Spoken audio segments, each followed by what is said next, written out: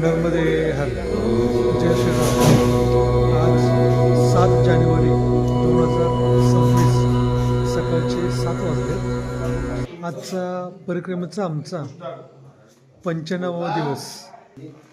रात्री विश्राम आमचा इसारपूर जिल्हा नर्मदापुरम ह्या गावातील श्री वैद्यराज रामनरेश गोस्वामी यांच्या आश्रमामध्ये होता.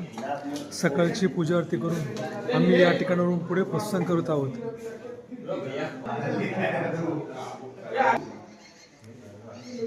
नर्मदे हर. जय श्रीराम.